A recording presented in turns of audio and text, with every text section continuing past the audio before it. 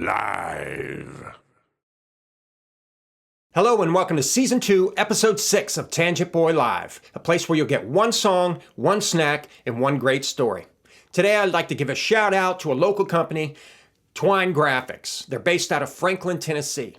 They do digital printing, custom screen printing. They do posters, logos, stickers, anything you'd need for merch. I visited their store in Franklin, got this shirt. They have a great selection of Nashville, Franklin, and Tennessee memorabilia. So if you're ever in Franklin, Tennessee, I definitely recommend stopping by. On today's show, I'm going to feature my song, Dylan's Ride Home.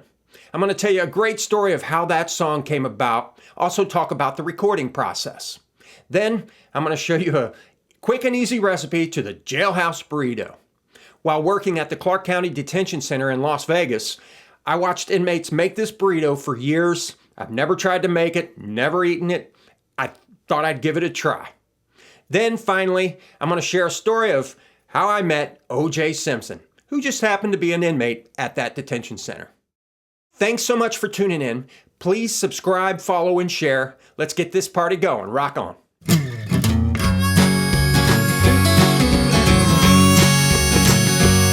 song's about something. About 20 miles from Knoxville, trying to find my way home. Dylan's Ride Home. I'm going to give you a backstory that inspired the lyric of this track. In the mid-90s, I lived in Columbus, Ohio, and I used to travel to Cincinnati every weekend to play in a band. On one particular night, it was winter, there was a huge snowstorm, black ice, and unfortunately, I ran off the road, did a couple donuts, and ended up in a ditch in my little Ford Ranger. Sat there for about half an hour staring at the sky, and luckily, a tow truck pulled up, guy comes out, says, "You got yourself in a ditch." I said, "Yes, I do." He says, "I'll give you a tow." I said, "How much it cost?" He said, "How much you got?" So it cost me $38 to get him to pull me out of this ditch. Anyway, I lived through it. My truck was fine. Took me about 4 hours to get to Cincinnati. I was late for the gig, but I survived. I recorded Dylan's Ride Home live, at least the acoustic guitar and the vocal. Then I added a makeshift drum set, which included a cardboard box with duct tape on it as the bass drum. And then I hit a Miller Genuine Draft bottle with a drumstick. I added tambourine, added harmonica, and somehow it all ended up on national television. Several years later, Dylan's Ride Home received a placement in the CBS television show Limitless. This show was based off of the movie starring Bradley Cooper. In fact, he's the executive producer of the TV show.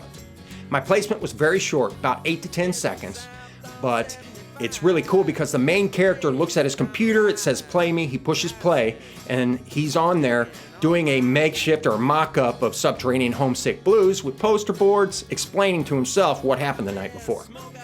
Very cool placement, very cool to have one of my songs in a reference to Bob Dylan. About 20 miles from Knoxville, trying to find my way home. This cold December morning makes my hands feel old. Yes, there's smoke up in the valley, no one here beside me. Down this lonely road I go. That carcass in the mirror wasn't dead before I passed. This morning's trip across that road, it's sure to be his last, oh no. Now there's smoke up in the valley, no one here beside me. Down this lonely road I go. Now that tank is running low, not much far for me to go. Hope I don't lose control. Heading south on 75, amazed that I'm alive. Ice has taken on my road. Now there's smoke up in the valley, no one here beside me. In this fatal truck I roll.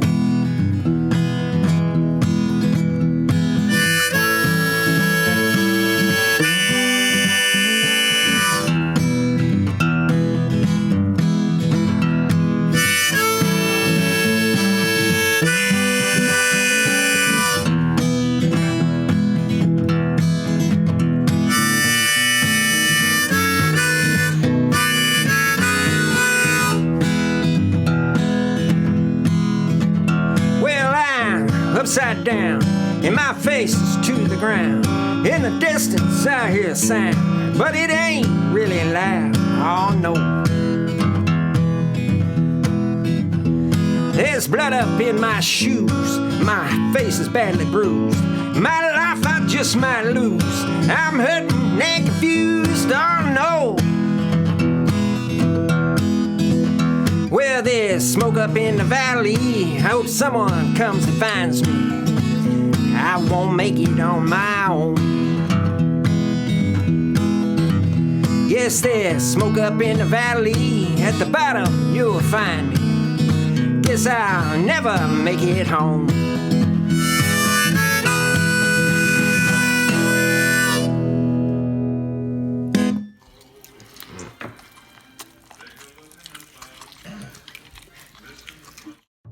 Control, this is 842. I'm going to make the Jailhouse Burrito. Copy that, Sarge. To make this burrito, all you'll need is chicken-flavored top ramen, chili-flavored Fritos, a plastic bag, and a bowl. First, remove the seasoning packet and crush up the ramen. Inmates never had access to a microwave, so just add some lukewarm water. Let it sit for like 2 or 3 hours. Once the noodles are mushy, just add some Fritos. Now you're just going to use your hands and squish it up the best you can.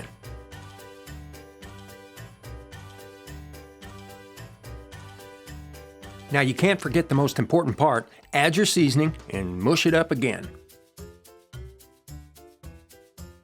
Grab your plastic bag and gently put all the mush inside it. The inmates usually put it under their mattress or under their pillow for a day or two, but I'm just going to let it sit for like an hour before I eat it. When you're ready, open it up and squish all the contents out. And take a big bite. Oh, hell no.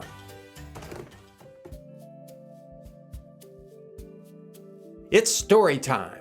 This story takes place back when I worked for the Las Vegas Metropolitan Police Department. I was a sergeant working at the detention center, and I just happened to be in charge of the floor that housed close custody inmates. One of the modules housed O.J. Simpson. Every morning when I'd come through and do my walkthrough, he would say, "Hello, Sergeant Mowery," and I'd say, "How we doing, OJ?" And he'd say, "I'm taking it day by day, man, day by day." I didn't have a lot of small talk with him. I wasn't friends with him. But I was there the day he got released, those famous video of him being walked out of our detention center. The people that were with him just happened to be a deputy chief and a captain of the floor, of the booking floor. Neither of them had their firearms on for some reason. All these cameras, national television, and these two broke policy. In fact, I think I'm going to file a statement of complaint after I film this on both of them. I'm joking. They retired. So did I. Anyway, all I can say about OJ, he had a big freaking head. Right before he got released, I was standing beside him in releasing, and I swear his head was about this big. And we said bye to each other, and he walked out. That's my story, and I'm stuck to it.